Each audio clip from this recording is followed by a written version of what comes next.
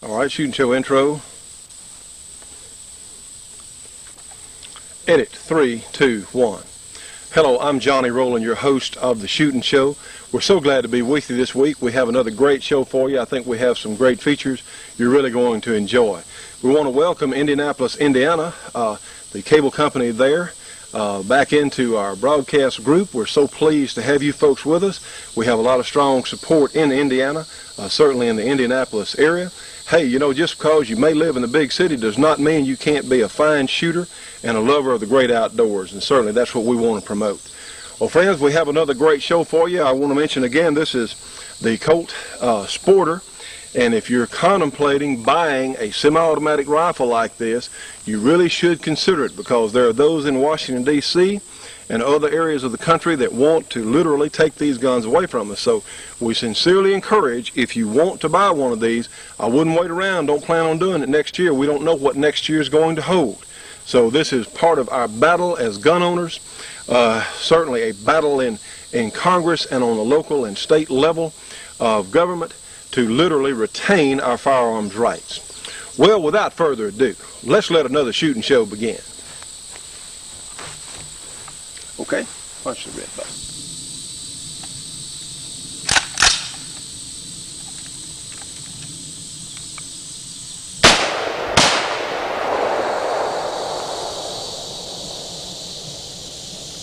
And we're out. All right, edit 3, 2, 1. Now today, friends, we're going to compare rifles as well as cartridges. We're going to do a very elementary segment here on the speed of shooting multiple targets. The particular gun that Michael is holding up there is the Chinese/Russian SKS in 7.6239. Now this gun has been fitted with a synthetic stock. It looks like a folding stock. It is not. The folks at ATF, I think, have decided that those stocks are not legal. This one is pinned in place, but it's a little bit longer than the standard wood stocks, a little more comfortable for someone like myself to shoot anyway with longer arms. This gun has been fitted with a USA fixed magazine. They make them fixed and non-fixed. Check your local regulations. And this is a representative gun of one of the world's most common and most prolific battle type carbines. And of course, we've showed the SKS and the AK series guns many times on our program. And of course, we're going to compare it to the U.S. battle cartridge and battle carbine combination. All right, go ahead and put that one down, Michael, and pick up the AR-15. Hold it up just like that. Good.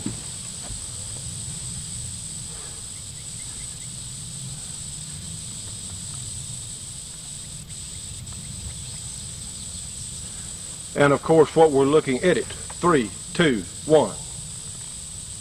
And what we're looking at here is the civilian version of the U.S. battle carbine, or a lot of people prefer to call them that because it is a somewhat reduced power cartridge from what we normally think of as the full-size battle rifle, such as an M1 Garand or an M14 in .308. This is the Colt Sporter in .223 Remington, or 5.56 millimeter, which is the current U.S. battle cartridge. So we're going to look at the speeds of shooting these two guns briefly in comparison on multiple targets. Edit, we're out. Edit 3, 2, 1. Now, friends, what we have today is our Pro Timer 3 from compilation. Edit, take 2. Edit 3, 2, 1. What we have today, friends, we're going to be shooting the Colt Sporter and the SKS, and we're going to time ourselves with our Pro Timer 3 from the good folks at Competition Electronics. And as I've said before in the program, you really don't know you need a timer so much until you have used one, and once you finally get one, you'll wonder, well, how in the world did I get along without it? Because these are such excellent devices to really see how long it takes. Now, one of our viewers, we don't have a publication yet, that's not the business we're in. One of our viewers wrote in and commented on the speed with which we shoot some of these semi-automatics. Well, we darn sure don't want to give the anti-gun crowd the impression that these guns are just like full automatic firearms, because they're really not. It takes a pull of the trigger every time for these guns to go off in semi-automatic. And really, in fact, for that matter, the full auto guns are the best behaved class of firearms. There have been fewer incidences of misuse on the full auto guns than anything else for that matter. So it's just that people who are trying to legislate these guns out of existence are certainly out of the hands of the American shooter. They really do not understand, one, how these guns work. They don't understand the difference between an assault rifle and a carbine like this, a sporter, literally a sporter carbine like either one of these two guns. They're just not the same thing. Remember, the assault rifle is a selective fire gun. It will have a selector which would be fitted on the receiver of either one of these guns for that matter, and you'd have a selector saying semi or full auto or something the equivalent that would mean the same thing. These guns are not full auto. They can only be fired once per pull of the trigger. And you know, friends, semi-automatic guns have been around since before 1900. It's just ridiculous what people, the lies that some of the anti-gun organizations and some of the anti-gun media, it's ridiculous what they're saying. And we have some information sent to us by the NRA in response to William Sessions, the FBI director, coming out in favor of gun control or certain legislation.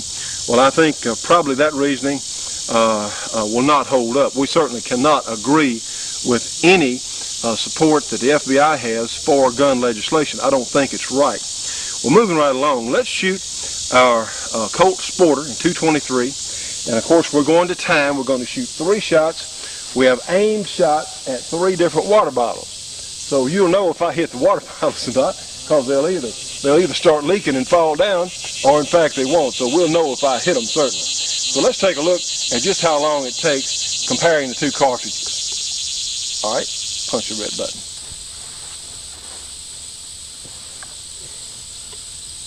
Can you see me all right? Yep. Okay. Now, friends, whoever said the country is quiet obviously had not been in the country yet.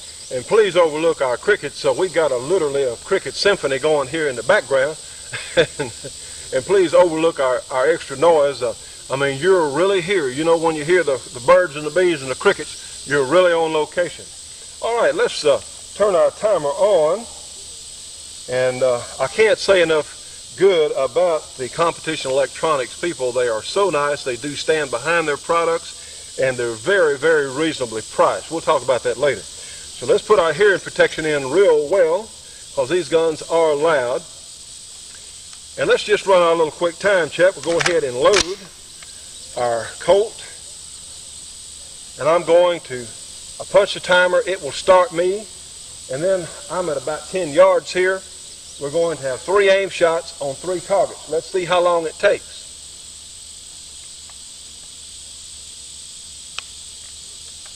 Punch the timer. Get in position.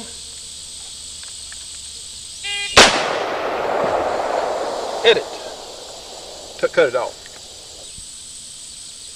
Hit it. 3, 2, 1. Come back up right here, Bill.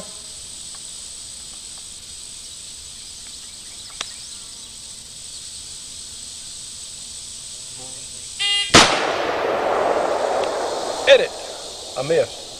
I was in too much of a hurry. That's all right. Hit it. Hit it. 3, 2, 1.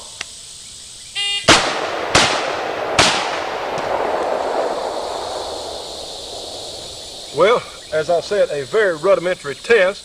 Took 1.92 seconds. Well, let's take our SKS and try the same drill. All right.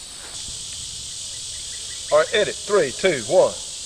All right, friends, remember that figure, 1.92 seconds, not terribly fast. But we're going to compare my times with the Colt Sporter to our SKS. We're going to load our SKS. And it did load. Yes, it did. All right, push our safety off, finger off the trigger. Remember, we never touch that trigger till we're ready to shoot. Same drill. 3 fresh water bottles here.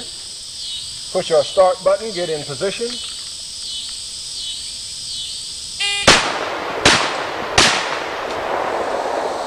So, in fact, I was a little quicker.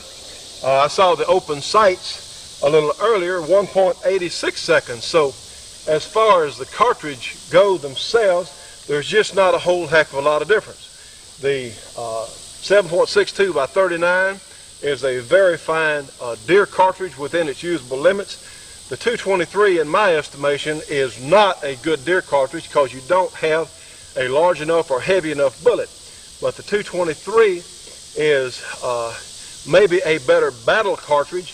It's easier for some other people to shoot. You don't have, or women, people of smaller stature, you don't have as much recoil. Of course, you don't have a lot with the 7.62 by 39, but you don't, and the reason I was faster then was simply because I could see my open sights down here in the late afternoon light a little easier on the SKS. But you can see there's not a lot of difference between the two.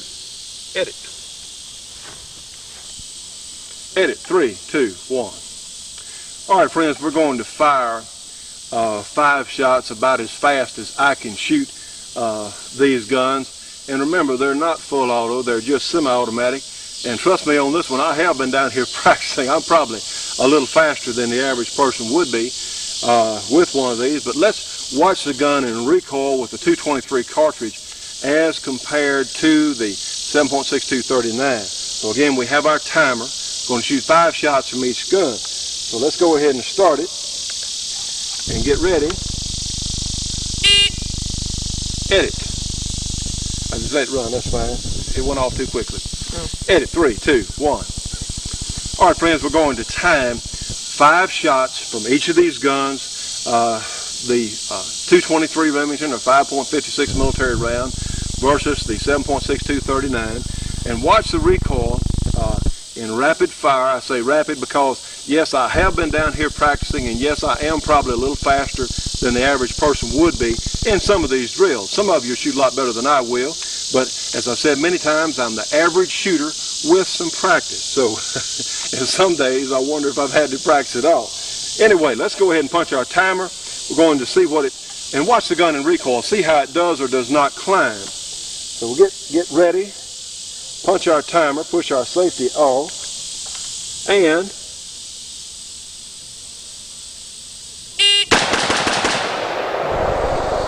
okay, 1.14 seconds, which is actually pretty quick.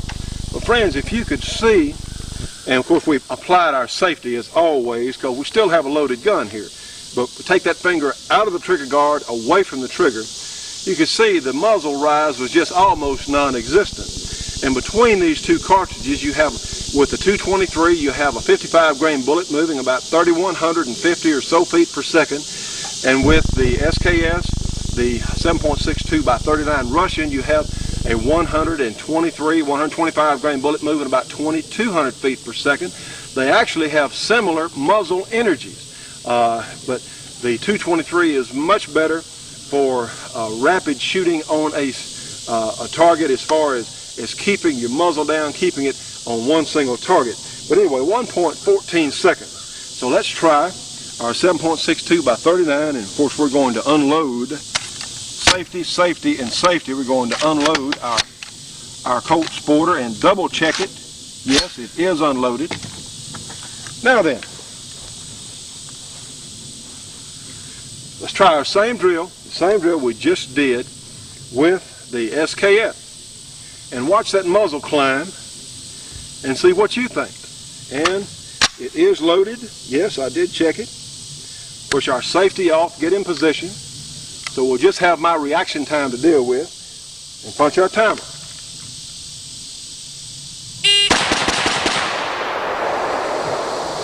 Well, how about 1.10 seconds, which I would imagine is made up for my reaction time.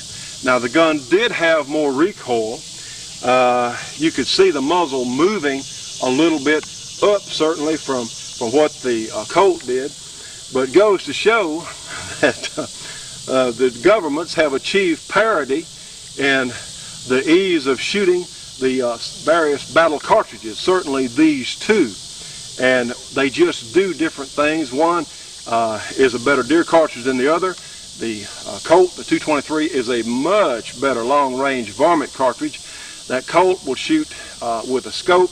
It's not unusual for them to shoot into less than an inch for 5-shot groups at 100 yards. The Chinese guns are very serviceable, solid guns, but they're really not designed for maximum accuracy. We've run tests on the show before. Some of you may remember. They may go into 6 inches. The better ones may go into 4 inches or so at 100 yards for 5 shots. The average one is going to probably be 6 to 8 inches at 100 yards for the 7.6239 cartridge. So what you do, friends, and we're going to go ahead and unload this gun, which we will. Take the cartridge out, press the other cartridges down in the magazine, let the bolt go all the way forward. Yes, it is unloaded and our safety is applied. Edit. All right. All right, edit. 3, 2, 1. Now, friends, as you can see, there's really not much difference in the performance of these two cartridges, certainly up close, certainly in speed of firing and hitting targets. They're almost the same.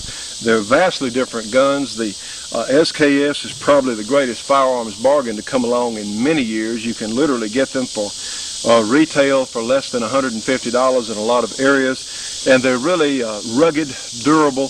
They're well-made guns. They're well-engineered. The metal is of a real fine quality. And of course, here's one of my very favorite guns of all time is the Colt Sporter / AR-15. The mechanism on these guns has been refined to a fine art. They're very, very well made. Colt really can be proud of their manufacturing processes on these 223 semi-automatic carbines. They're really very, very fine rifles. They just do different things. And the reason we've talked a lot about these semi-automatic guns on a number of shows now, we get a tremendous amount of mail and phone calls asking information. Well, I'd like to buy a such and such semi-automatic. The SKS is probably the most popular semi-automatic gun being sold in the country right now due to pricing, and they do really perform well. But a lot of the more, shall we say, experienced shooters, some of those who really want something a little out of the ordinary or something that is of super quality, and they will go for the AR-15 or the Colt Sporter. And this is why we're talking about this, because there is a tremendous amount of interest. A lot of our folks are simply afraid they're not going to be able to buy guns like this in the near future. And tell you the truth, I don't know. As I've said many times, we have got to stand up for our rights. We have got to meet these people head on and let them know that we're not going to back down, that they're not going to disarm us. We're going to remain a strong and free people.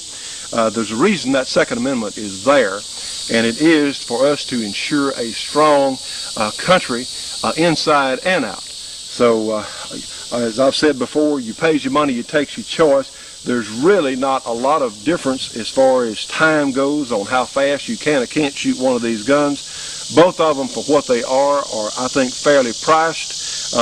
The SKS especially is a fine bargain because they pay those folks over in China probably 25 cents or so an hour. And of course, the people that work at the Colt factory get quite a bit more. But they're just two different concepts, two different guns that do similar jobs. And I say similar because either one of these guns are absolutely top of the list for home defense. It just depends on what you want or what you can afford or what you like.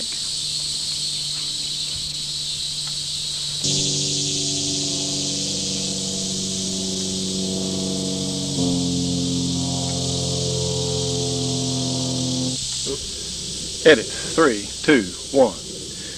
Now, friends, we're going to looking. Edit. 3, 2, 1.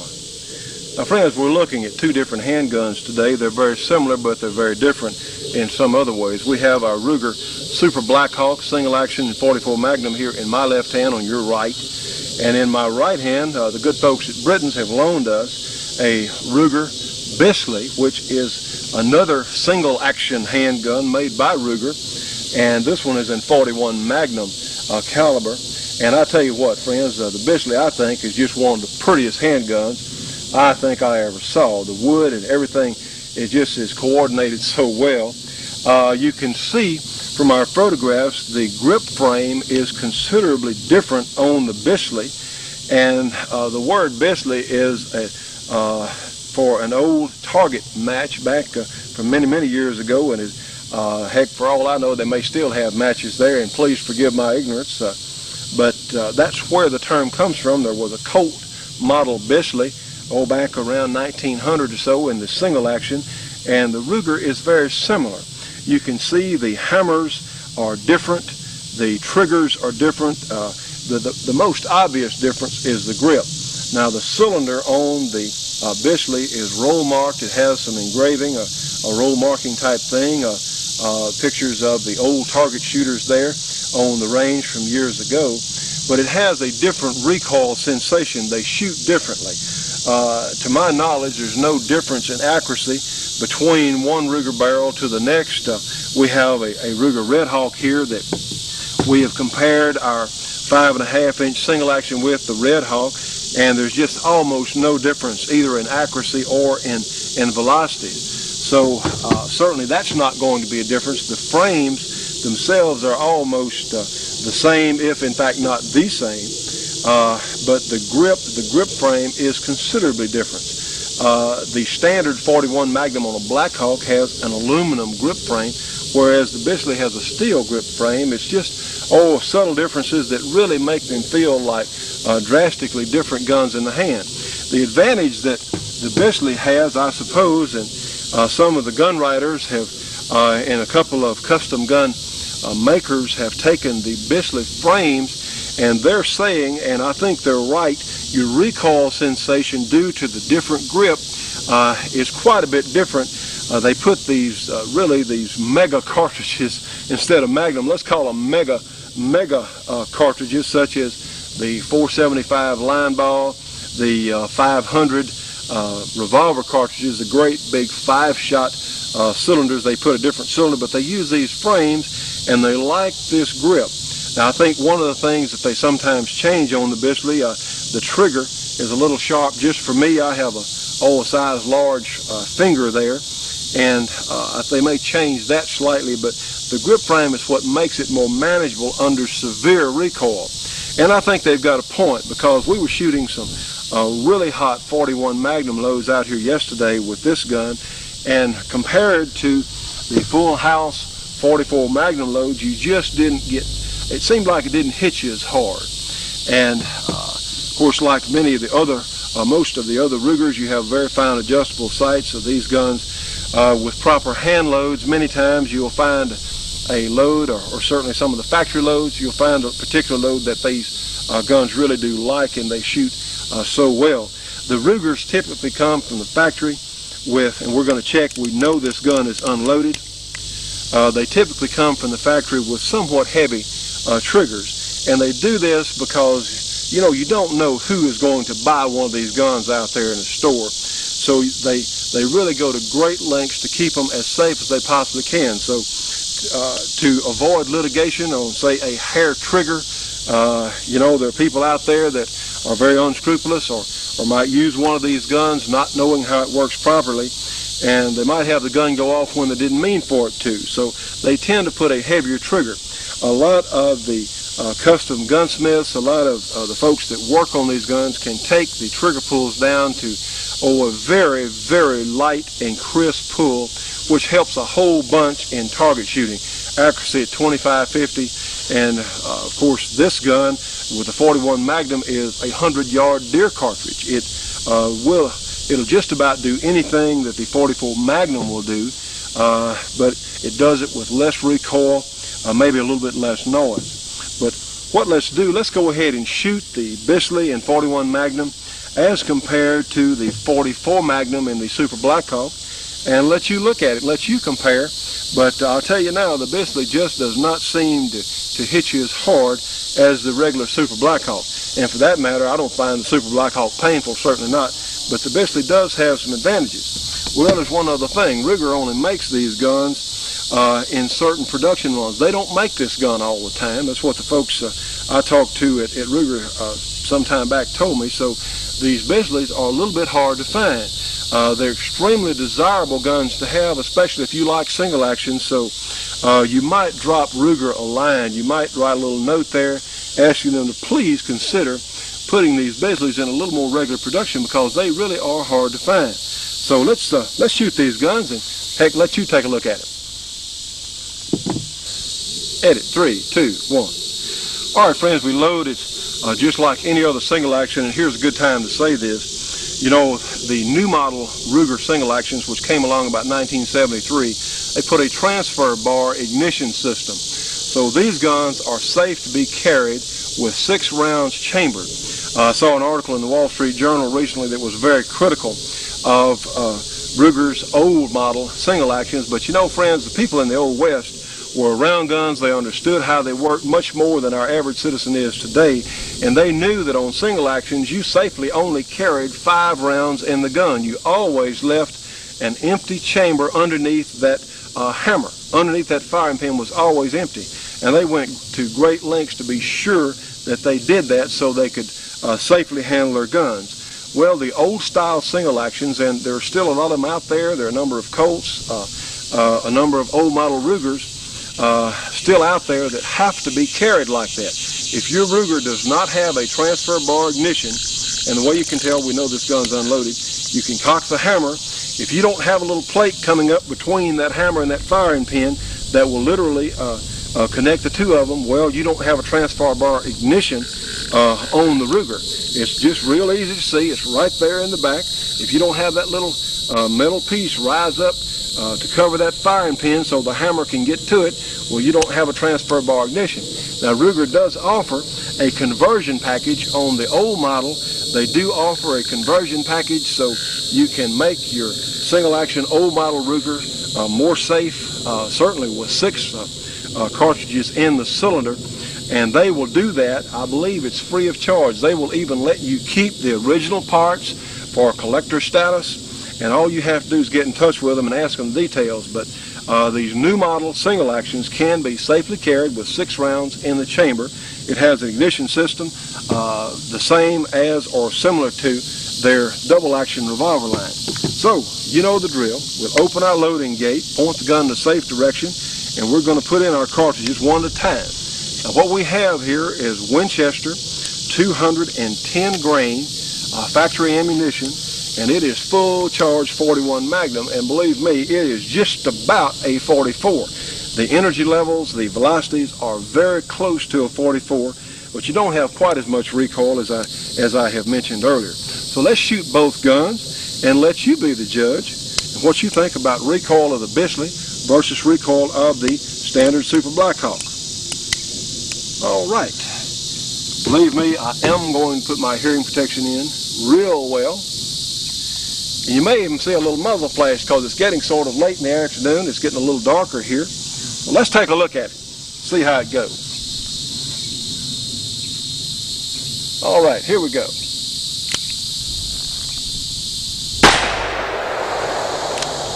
A lot of power.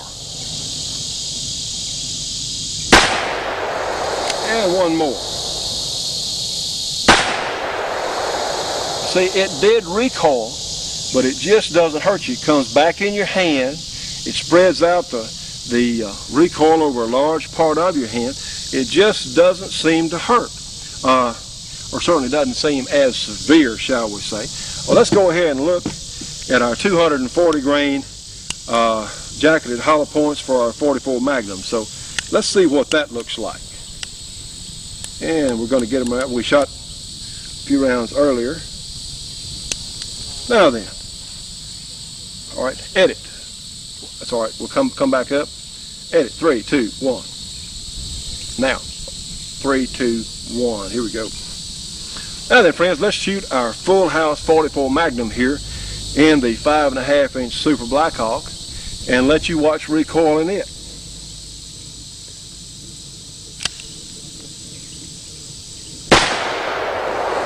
Which is really not that bad. I don't think any of them are certainly 44 are that bad. And one more. Now the sensation you get is that it bucks a little more in your hand for the Super Blackhawk. At least that's what I get. But both of these are very, very fine single action revolvers. But you definitely, if you're looking at a single action and you get a chance to, someone has a Bisley, you darn sure ought to feel of it. It has a totally different feel in the hand, at least it does to me. It has a lot of real desirable qualities, and they are getting somewhat hard to find. Several of us might write the Ruger factory a letter and ask them to please put more of these in production. Heck, I wish they'd make one in stainless steel, and I don't believe they do at this time. But two very fine guns from Ruger. If you like single actions, I'm one of those people that does like single actions. They shoot real well. They're very easy to have them slightly customized. You can get those triggers down good. And heck, I've never heard of one being worn out if it's reasonably cared for and maintained. Of course, you can abuse and tear up anything, but these are among the most rugged and durable handguns ever made. So two very fine single actions from Ruger, but featuring the Bisley today. All right. Okay, edit. 3, 2, 1. Now, friends, we're going to talk a little bit about cleaning and care of our firearms today. And we're going to start with some of the things you're going to need. You see a bottle of Hops powder solvent, and the little round brass object there in the center of your screen is a bore protector, a brass bore protector, very important. Then we have a cleaning rod with a little brass tip there, or cleaning jag. Then we have a brass brush on the end of a rod. We have an old toothbrush, which is real important. And then we have, today we have some break-free lubricant and cleaner. And break-free has been a very fine product for us in cleaning and protecting metal. Another item we'll see back there are some cleaning patches from Clean Bore. Let's see if we can home in on those a little bit. There we go. Clean Bore cleaning patches, some good paper towels, some cloth cleaning patches that you can buy either ready-made or go down to your local discount store and buy some flannel or something like that. So also one other essential thing to have is a basic little gun maintenance toolkit. This particular one is from Lyman. It has all the necessary screw sizes that you'll commonly encounter: a little brass punch, a screwdriver, a little brass and plastic hammer, and a screwdriver ratchet. So let's do a little cleaning.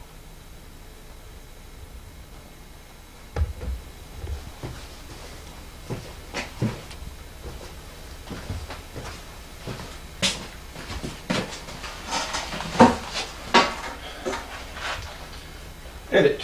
3, 2, 1. Now, friends, we're going to do a little bit of cleaning, and a lot of you are new to shooting, and you may not have as much knowledge as you would like to have about how to clean your firearm. And this is something that is extremely important, because if you like to go out there and shoot them, well, you're darn sure going to have to clean them. Some of the things we looked at earlier, Break Free is a very fine lubricant.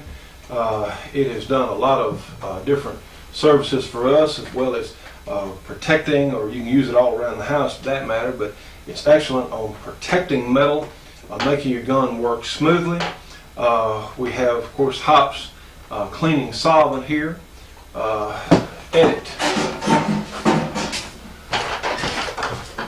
How's taping, Mike? Edit. 3, 2, 1. Take 2. Friends, we're going to talk a little bit about cleaning, because a lot of you as new gun owners are not really sure how to do this. It's extremely important. If we're going to shoot these guns, we need to learn how to maintain them and how to take care of them so they'll give us a long and proper service. A couple of things we've mentioned earlier. We have Break Free, which is a very fine lubricant. A number of others will do. Rim oil, things, G96, all sorts of good oils out there. Break Free is one of the best. We look forward to be testing some of the Tetra gun lube here in the near future, but for today we have Break Free. The cleaning solvent we're going to use today, we're going to use Break Free as more a preservative and a lubricant, and we're going to clean with the Hops number 9 powder solvent. I'll get you an old toothbrush, one of your rejects from your bathroom. Just be sure it's real. You got all the toothpaste washed out of it before you use it in your kit. We've got our brass brush we looked at a moment ago, the cleaning rod, And I'll tell you what, these little lead away patches from Clean Bore are really, really good. You can remove lead, you can remove all kinds of stains and things from your different guns. Lead away is really a very, very useful little patch. And our cleaning patches we have, as far as just plain, I went down to Walmart and got some, I believe that's flannel, and heck, I got a yard or two of it for just a couple of dollars, and took some scissors and cut it to the size that I wanted. So, and this is a plastic cola bottle that we just cut the top part off of. These are real handy for storing stuff in. Another thing that's real important is a good quality paper towel. That's what I use. This one is a Job Squad. You can go down to Sears or Walmart and get one of the shop towels. They also work real well. But it's a heavier duty paper towel. It doesn't leave the residue like a lot of the other types of paper towels. Because you don't want to leave bits of paper towel or whatever else under your ejector star on your revolver or any part of the gun. You darn sure want the gun clean. This is a real handy thing from Lyman, which is, they call it their Sportsman Selection. It's a little toolbox, but it has all sorts of things that you may need in tightening screws on your gun, or adjusting your sights, or just doing all kinds of things. So anyway, we're not going to be using this much today, but we're going to show you a few helpful hints, and we'll be talking more about this on future programs. That I think, certainly from some of the suggestions we get, we do read your letters, every last one of them, and we do appreciate all your comments, and this is one of the things we're answering today. We had a request from Kurt, brought to my attention the other day that we needed some cleaning instruction on the show, so we're going to start with that today. You know, one of the most precise parts of any gun, and of course we know, first thing you do is you be sure and check your gun is unloaded, number one. But one of the most precision areas of your entire firearm is none other than the crown on the muzzle. It is real important that we take care of this. Years ago, when I first started to shoot, I had a 22 handgun that it shot tremendous groups when I got it, and I kept cleaning it, and the accuracy kept deteriorating. I didn't understand why. But what I was doing, I was putting a cleaning rod down the barrel and running it back and forth in the barrel without anything to protect the muzzle of the barrel. And what I did, just by my own ignorance, I ruined the exact measurements which the manufacturers try so hard to keep constant. I rubbed one spot somewhere there on the muzzle, and what I did is I ruined the accuracy of the gun. It was a very fine 22, and I didn't understand what had happened until later on, till somebody told me, like I'm about to mention to you folks. So here we have a muzzle protector. And this particular one, in fact, I don't even know who makes this. Maybe Clean Bore, some other people do.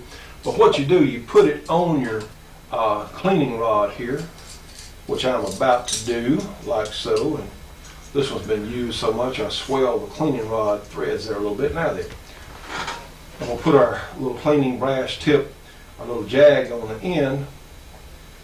Now then, let's say we put a patch, and of course we would normally soak this in the hops.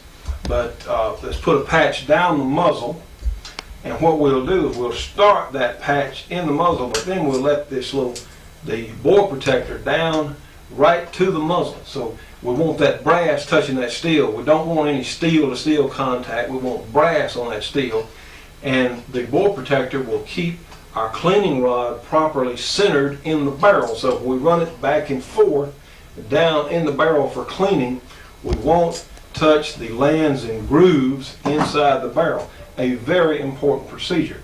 And what you want to do, you want your gun clean. You don't want any trash or anything left in the inner working parts, or for instance under the ejector star. That must be clean for these revolvers to function properly. That's one way that you can in fact jam a revolver, get something underneath the ejector star there, and it'll prevent the cylinder from rotating properly. So you want all this clean. Now for doing something like that, cleaning around the bottom of the ejector star and the ratchet here, what you will do, you can dip this old toothbrush in that hops number 9, and you'll notice that I'm wearing safety glasses, because when you're cleaning like this, you darn sure don't want any of the fluids to get in your eyes. It's extremely important to wear safety glasses. Anytime we fool around with these old guns, let's wear our safety glasses. Anyway, you can take your brush and see you can get in those small areas and clean and rub there where you couldn't with just a regular piece of cloth or towel. So that's another area that definitely needs attention. Something else we want to mention, when you oil the gun, once you get it clean and get all the solvent wiped out of it, you want just a little bit of oil. You do not want to drench your gun in oil, because if you have an over-oiled gun on the outside, it will pick up dirt, it will pick up lint, and the effect will be worse than if it had no oil at all, just about. Stainless steel does not require as much care as, say, a blued gun would, but it still requires some maintenance. It requires lubrication just like anything else. It also requires a thin film or a regular cleaning anyway to get, when we touch something, the perspiration in our skin has salt in it, and salt will definitely corrode, whether it's stainless or regular steel, blued steel, it will still corrode. Stainless takes a lot longer, that's the good news, but it will corrode. So we darn sure don't want a lot of oil dripping off our gun. On the internal parts, you just need a light film, you just need a little bit goes a long way. So anyway, we touched on just a couple of things for cleaning today. It's some of the basic equipment you need, and as we go along in the next few weeks, we'll talk more about cleaning whatever kind of gun you have. And we're out. Good. All right, edit. 3, 2, 1. Well, let's see. Hold. Cut it off just a second. Let me get it.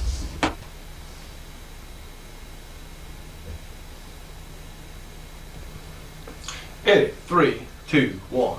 Now, friends, since we're here in our loading room today, and one thing that I would encourage you not to do is leave your, I don't clean my guns around gunpowder or anything else. We happen to be demonstrating this by my loader today, but I tend to, I want to keep that separate. But something that we've had a number of questions about, and we do try and answer your questions as well as we can on the program, is what about an alternative to firearms? I know this is the shooting show, and I guess you can shoot, you definitely shoot some stuff out of this little can here, but this is something that may be an alternative for some people who cannot take firearms into particular areas, and we're just going to talk about that for a second. This is a little spray can of Punch 2 M-3, and what this is it's not the same thing as mace. It is contains 5% oleoresin capsicum. Now, what that amounts to is, friends, this is a little bottle full of souped up red pepper, and I do mean souped up, highly concentrated and reformulated, I suppose. Anyway, this has the same effect when you spray someone with this capsicum spray. It's like putting fire in their eyes and up their nose, and it really makes them, they think about doing something else. They think about more like falling down on the ground and ceasing and desisting. Now, this is not an answer, this is not the same thing as a firearm, and for defending your home, these things, the sprays like this, are not, it's not the same thing as a firearm. However, for certain limited applications, a lot of police officers carry this for a less than lethal confrontation. The pepper spray types, and there are a number of different manufacturers that make this, similar products, but the pepper spray is also real good for, say, an attacking dog. I've even heard of bears being turned. I've heard of it. This is not firsthand, it's something I read, by the capsicum spray. So it's very effective on most things and most people. And what it does, it shuts down your respiratory system, and I'll recount a quick story. A while back, a lot of you know that I've been a private investigator for many years, and I periodically carry this in addition to my firearm. Well, I put some in my back pocket, and of course the little sprayers on the top. So what I did is I happened to hit the button as I put it in my pocket, and all we had, it just went tss. That's all it did, just a little bit of a tss. Okay, I didn't think much about it because I've never been sprayed with this stuff. I don't want to be sprayed with it. Didn't think too much about it. Well, a few minutes later, I began to choke. My eyes began to burn. My throat was hard to breathe. My wife, who was in another room in our home, began to, what's wrong? She said, I'm getting sick, something. And what we had to do, we had to get out of the house and open the doors and windows because this stuff is that severe. All right, that's one of the limitations that it has. If you're in a rest area or something like that, you had to spray somebody who was attacking you with this stuff here, What you have got to do is you've got to make a run for it. You have got to get out of that building. You've got to get away from it, because since it's a spray, it'll be in the air, and you don't want this stuff to get you too. And if you were outside, say in a stiff breeze, and you sprayed it and it came back on you, friends, let me tell you what, you're in trouble. So this has a limited application, but it is an alternative. If someone, for one reason or another, cannot carry a firearm due to regulation or whatever else, this is something that they might consider to add to their personal protection battery. So just something we thought we'd add for today.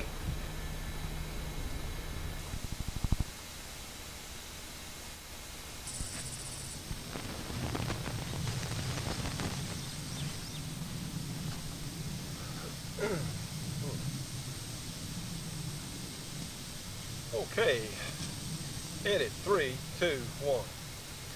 Hello, I'm Johnny Rowland, your host of the Shootin' Show, and welcome again to this week's program. I think we have another great show for you. We have some modern things, we have some things that are not quite as modern, but I think you're really going to enjoy. Let me remind you, new viewers, we are free to local cable and local TV stations, and please, if you're watching by satellite, call your local cable company or television station and tell them that we are out there. They can tape our program, they can make money on our show.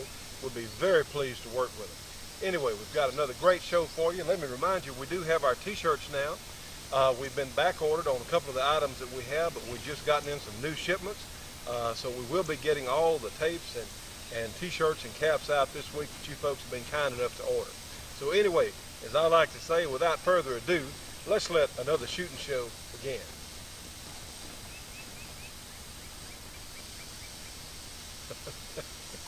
It hung up in my pocket, Bill.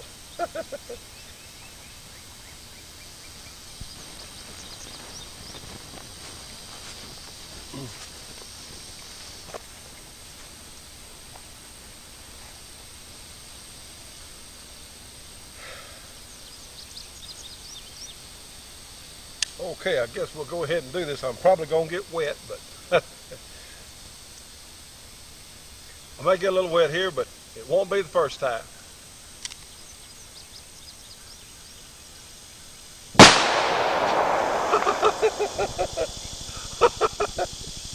That's what you call a miss. Well, we got...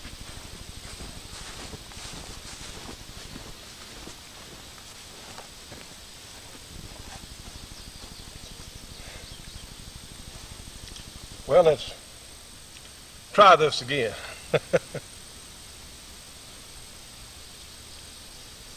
And we'll let another shooting show begin.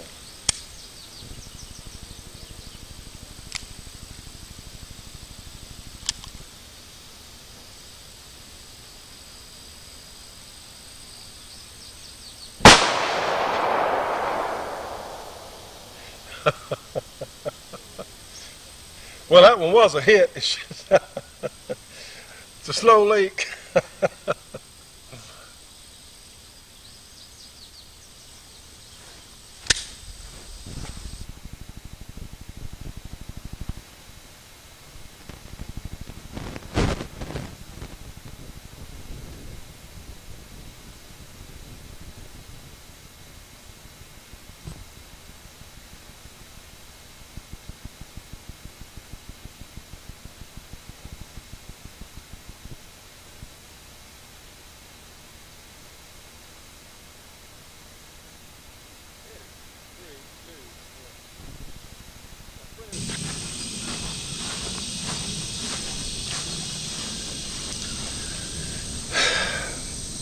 Okay, edit 3, 2, 1.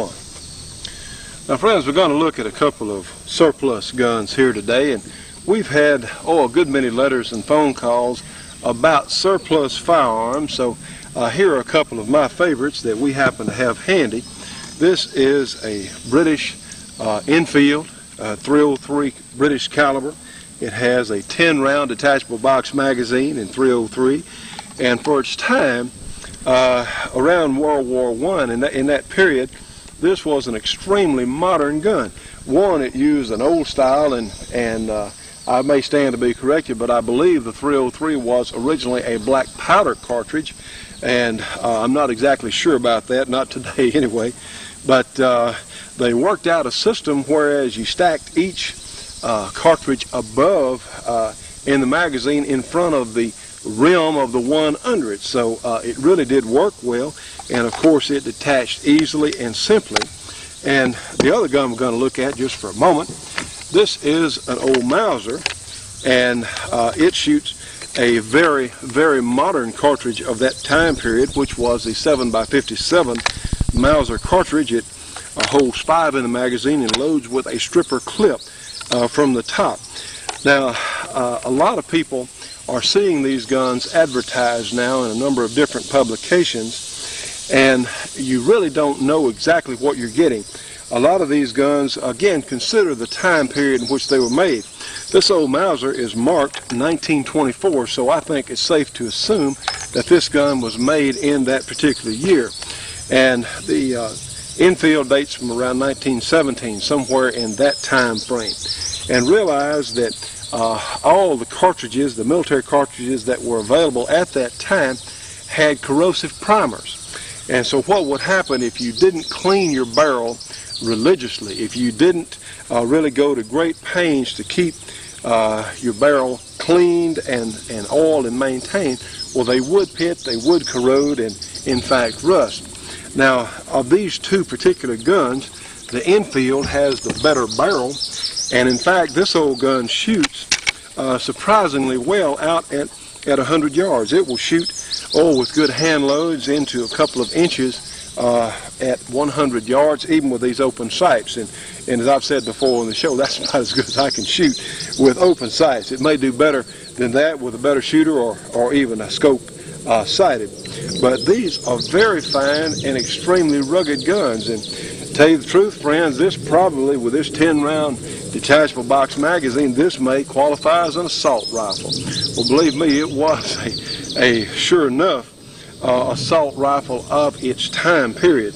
And of course, in different places in the world, even today, you'll still find these old guns in use. For instance, the Russians faced these old Enfields and .303 caliber in Afghanistan as late as just a very few years ago. And the people in Afghanistan were really good with these guns. They were fine marksmen, and believe me, they took a toll on a lot of Russian soldiers with these old bolt-action Enfield or Enfield reproductions. The people in Afghanistan had factories that literally reproduced identical guns to the original British manufacturer. A good number of these are coming in the country from Australia now, and I tell you what, they're bargains as far as what you get for what they cost. We got this gun in 1956, and I was about 6 years old at that time. I believe we paid $11, I think, for this gun then, and it really was in pretty good condition. In fact, about like it is now. I hadn't shot it a whole lot over the years, and I remember getting this old Mauser in Monroe, Louisiana at a Kmart in 1968. I paid $13 for it. It was a blue light, the well-known blue light special. But the old Mauser did not have quite as good a care as the Enfield here, and it typically does not shoot as well as the Enfield. It's still a good shooter. My goodness, it's still a 75 or 100 yard deer gun with proper ammunition. And I hear a little thunder back over there. Maybe we can get through here today before we get wet. I hope so. Anyway, the point I'm going to make, a lot of these guns are coming in the country. You find these at some really good bargains from time to time.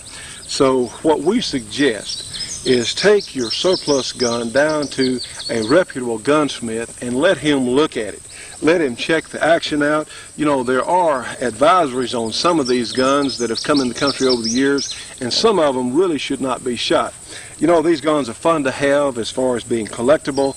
They're fun as shooters. They're fun just to look at and think about the history that went along with these battle rifles.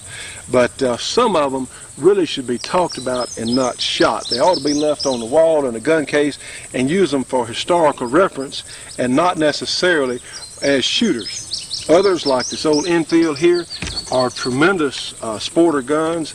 You know, both these cartridges, the 7x57 in the Mauser and the .303 infield are comparable to the .308 Winchester. Now, I didn't say the same, but I said comparable. In fact, the .303 can get pretty darn close, and the 7x57 with good hand loads is not far behind it. But these guns, you sometimes find them with some of the stock cut off, the top of the wood there, the stock taken off, and sporterized to look more like modern guns. Well, personally, I kind of prefer them the way they are. You know, they do have such a historical look and feel, and it really gives you a sense of history on holding one of these old guns made just like they were when they were issued. So anyway, the point we're going to make here is please have your surplus gun.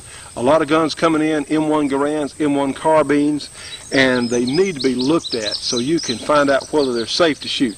I don't care how good a firearms bargain is, if the gun is going to blow up or damage you. Hear that thunder? Okay. If you're going to be damaged when you shoot these guns, well, there's no bargain at all. It's just not worth it taking a chance. But those that are good shooters, well, my goodness, that's what they were designed for, to go out and shoot. But please have your surplus guns checked out by that reputable gunsmith. We don't want anybody to have an accident. We only want you to enjoy shooting and be healthy and safe while you're doing it. All right, and we're out.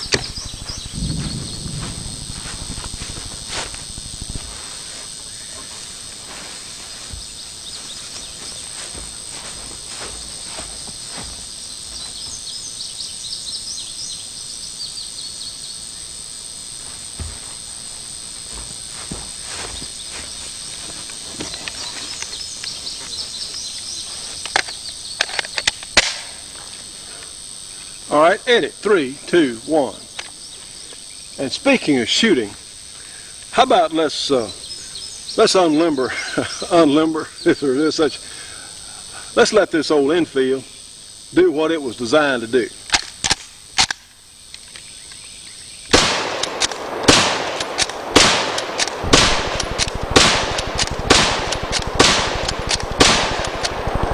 Woo! Well, it's an old gun. One more.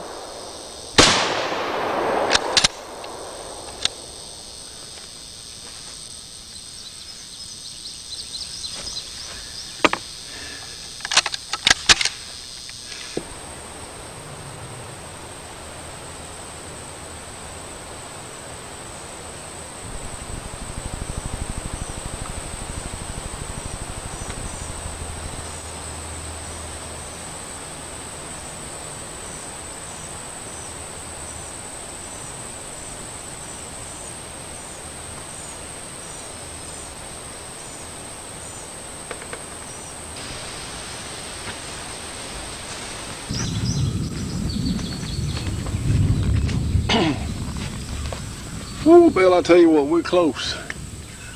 Raining all around us. Maybe we can get this done before it sets in.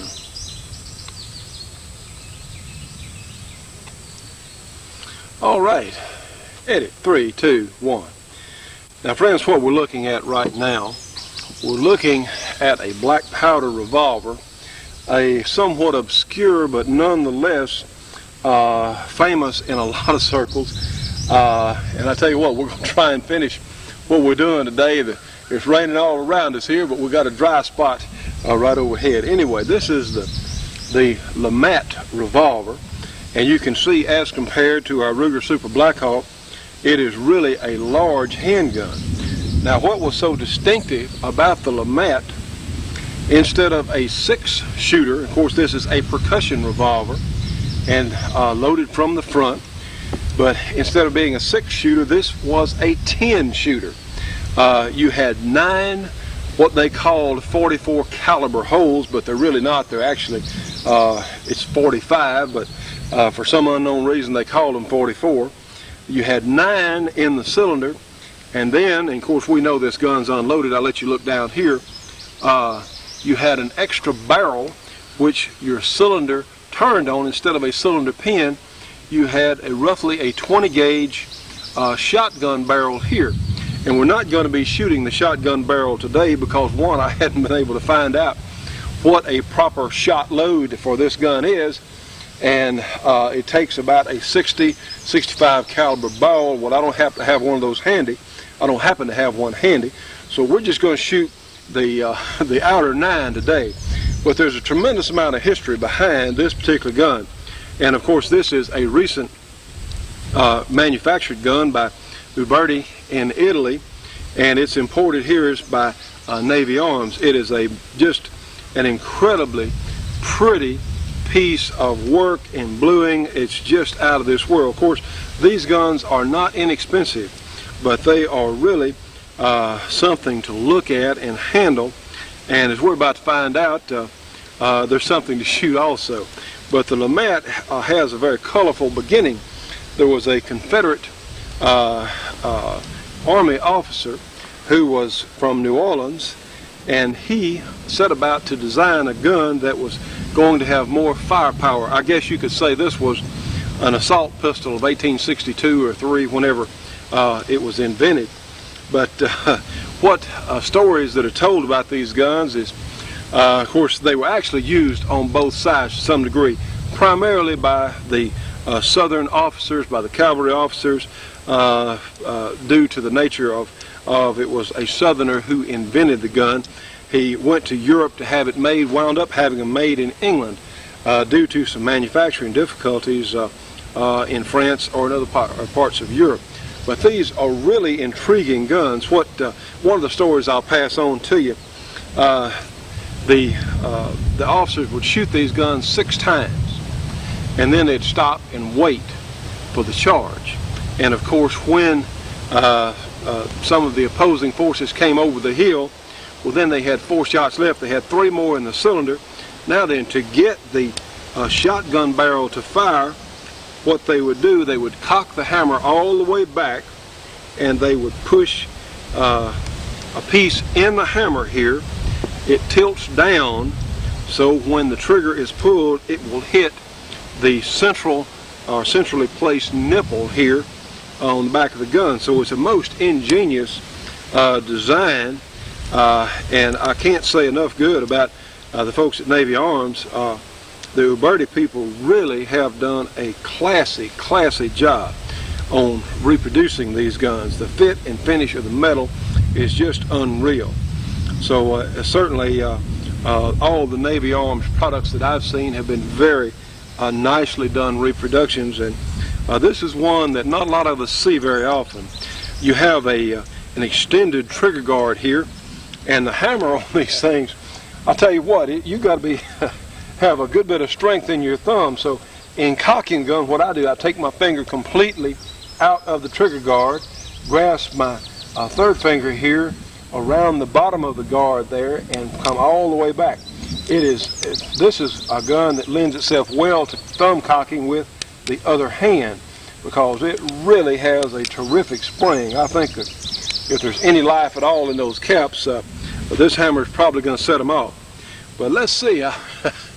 I guess we'll take a shot at shooting the gun. If we get rained out, we'll just get rained out. We'll finish up another day. Anyway, the loading procedure on these guns, of course, this gun has been in a box. It is well oiled.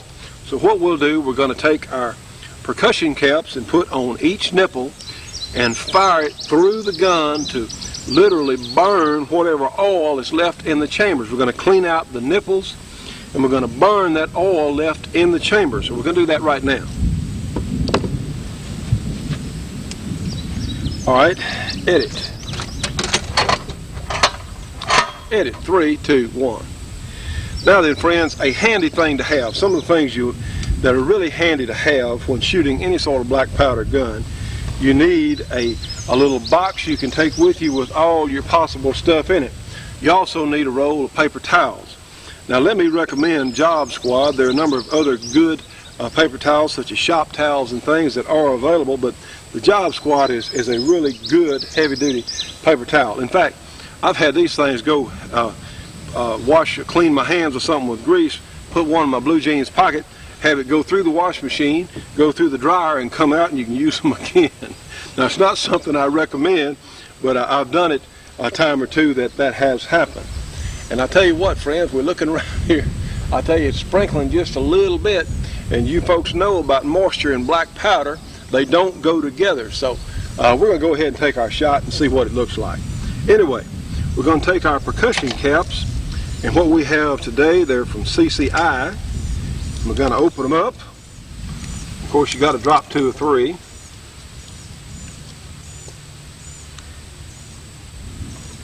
And we're going to place our gun on half cock so we can freely turn our cylinder. So what we're going to do, I'm going to put these on with my fingers today, but there are little tools called cappers available, and they make this job a lot easier and a lot simpler. But since that's what we've got today, I'm just going to put them on by hand. All right, I'm just going to let it run, Bill, and we can come back up.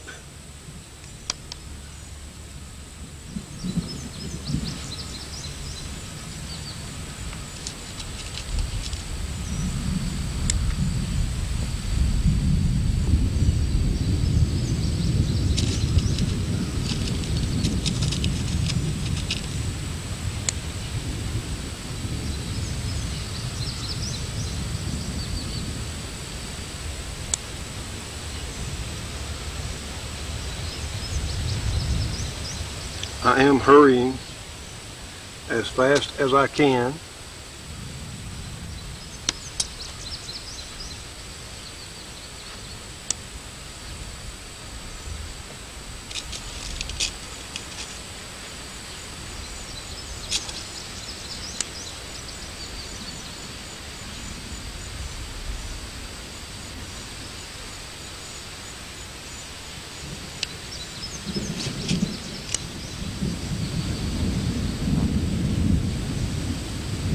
Yes, finally.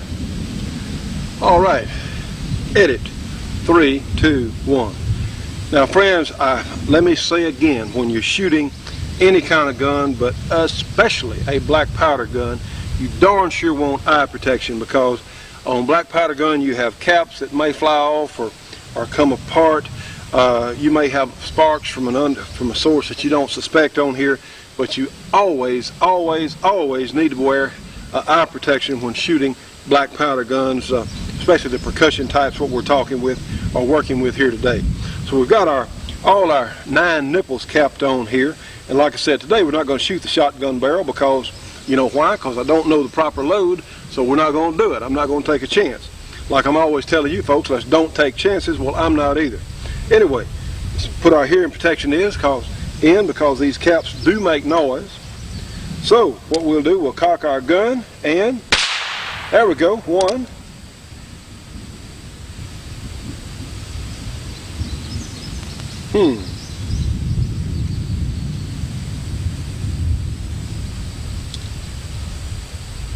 And 2.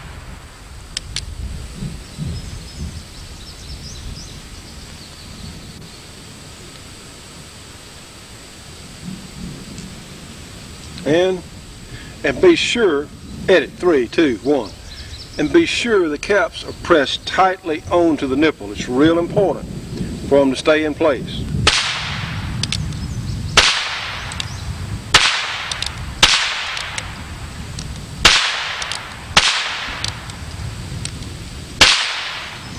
Okay, now then, we'll bring them around again. Be sure that all the caps are exploded caps are out of the way, and it's always a good idea to have a little piece of wire or paper clip or something, what they call a pick, so you can be sure that the nipples are clean before you shoot them, before you load them for real, certainly.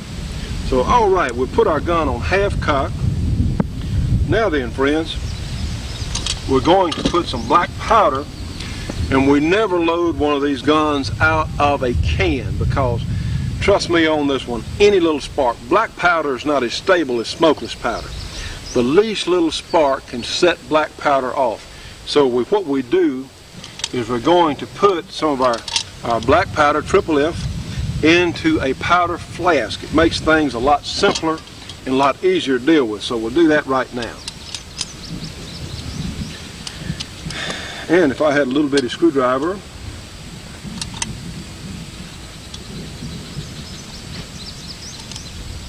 well, maybe I can do this. We will edit all this out, Bill.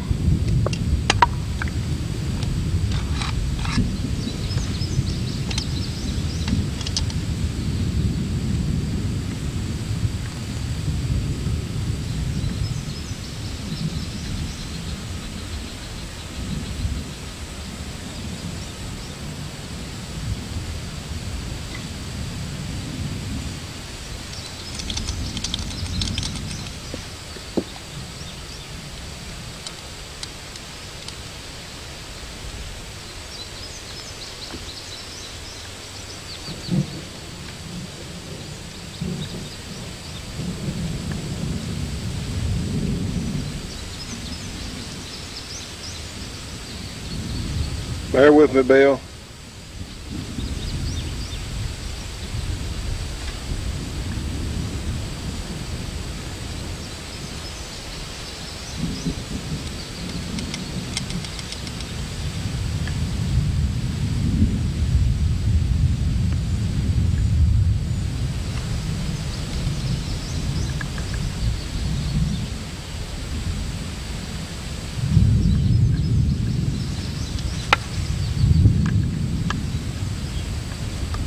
Heck, that ought to be enough.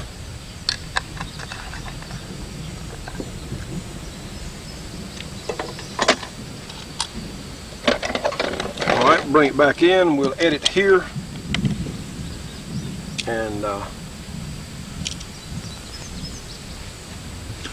edit 3, 2, 1. All right, friends, the next thing I'm holding here is a powder measure. And this is a real important piece of equipment because this lets you know how much powder to put. Now this mat is designed to be used with 25 grains of black powder per cylinder hole. All right, you're not talking about vast velocities, but you are talking 500-600 feet per second, and this is a 45 caliber ball. And in its day, I tell you what, this was, like I said, probably the assault pistol of its day, or certainly assault revolver.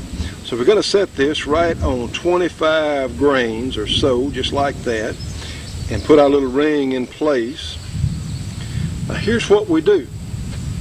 We've got some Hornady pure lead balls here, 451 thousandths in diameter. Get them open here. So here's how we do it. We're going to put, first of all, from our powder flask where we've got our triple F powder into our powder measure. So let's do that right now. Okay, fill it all the way to the top and then close it like so. There we go, and that's 25 grains, should be. Put it on half cock and we will load one cylinder hole there. All right, we'll put a ball on top of that powder, bring it around in position, and take our rammer and put it in place all the way down on the powder. Very important. All right, the same drill. These guns, of course, were not quick to load, but we'll do this 9 times.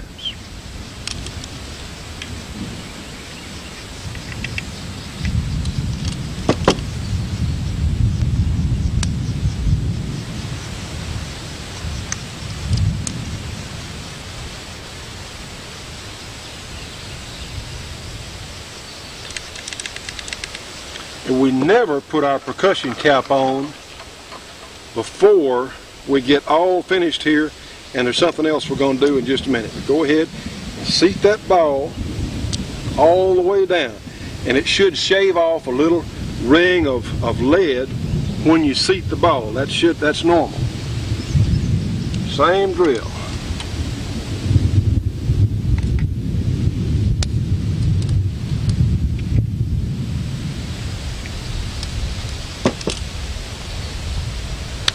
And don't worry about making a mess with black powder, because you're going to. I mean, that's just part of the fun of it all.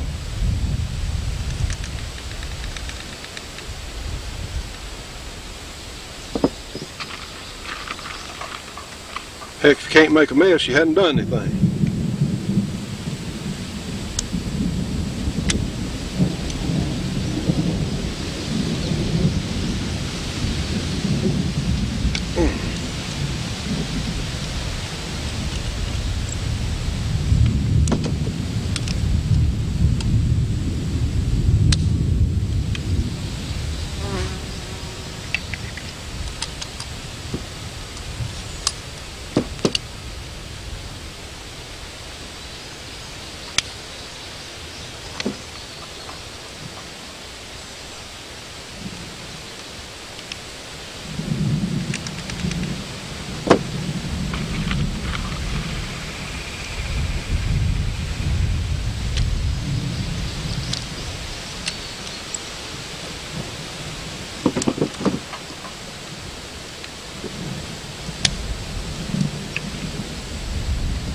Now, we can just hold on to the weather for just a few more minutes.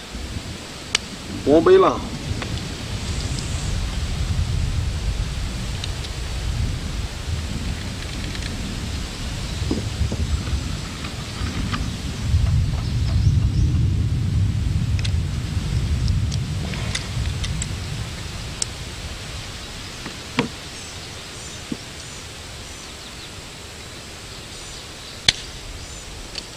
You can see why the Remington was so popular with cylinders that could be swapped out.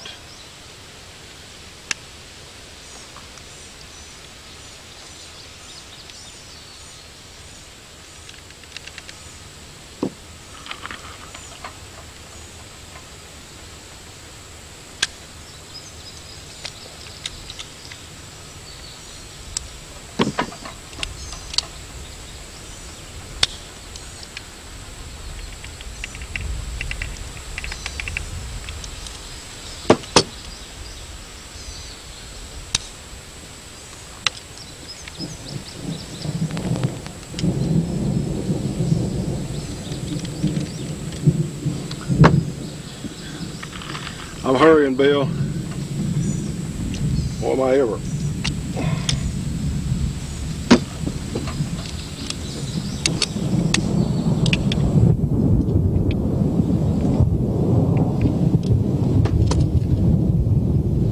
Good gracious.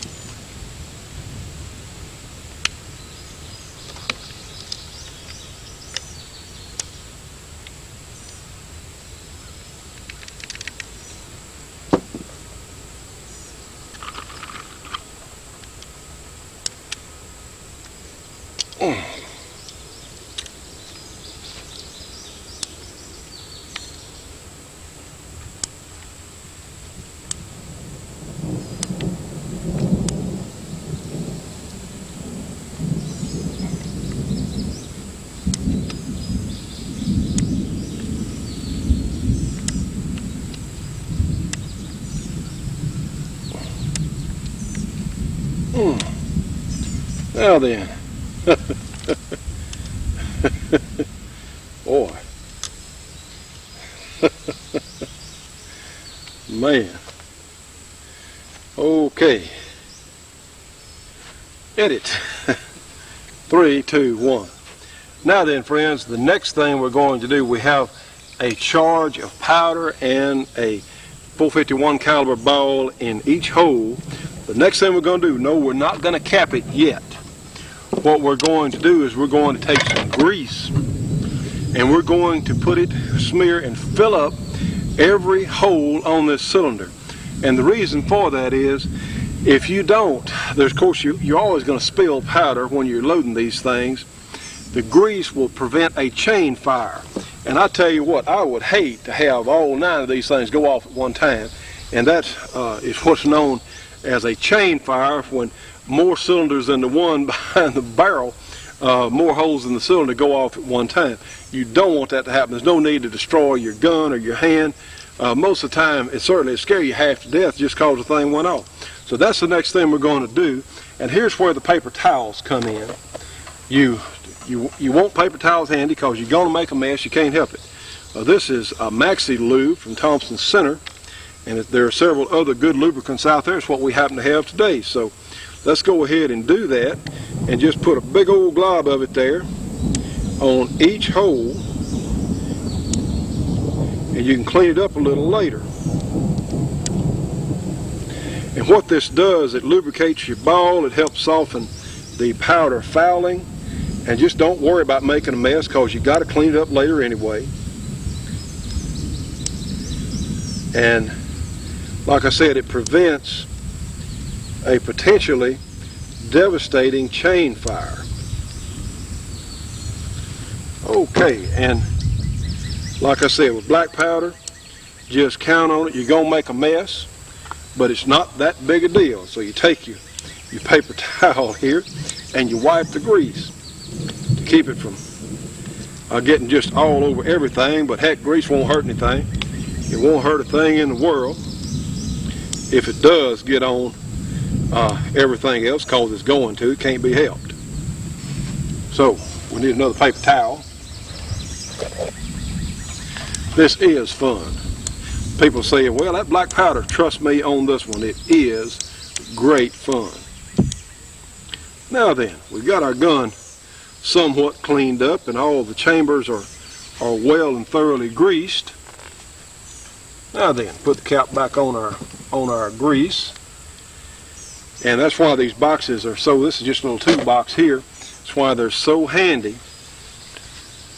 All right, now let's put percussion caps on our nipples now. So,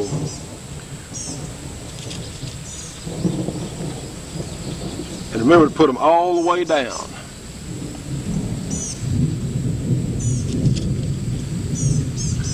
And maybe we can get through.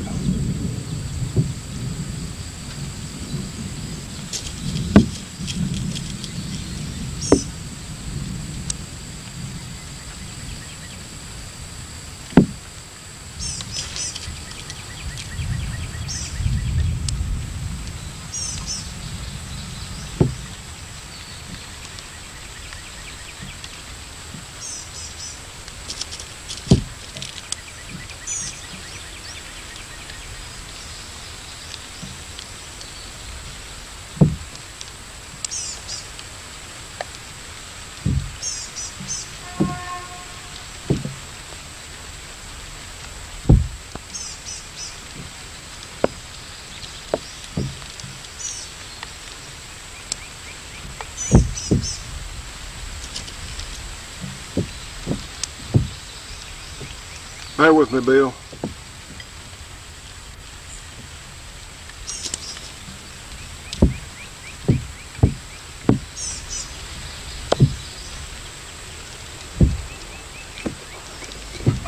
Now then, friends, realize that, edit, 3, 2, 1. All right, we've got our percussion caps all the way down. Now realize that, and what you do, you let your hammer down between two holes on the cylinder. Realize here it's sprinkling a little bit. We're trying to get out before we get struck by lightning. So anyway, let's see.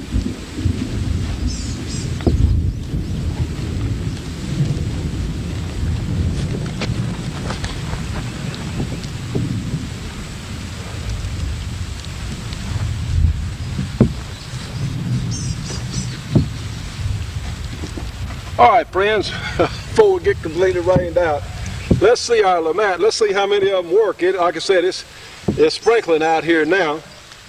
So let's see what happens. And of course, some of these things you had misfires sometimes. Let's just see what it does on our paper target right here. Woo! Well, that's not bad. I'll tell you what, our group, oops, had a misfire.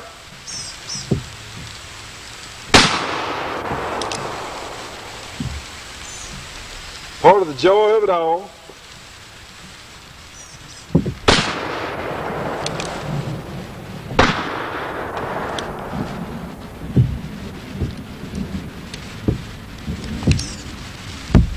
Yeah.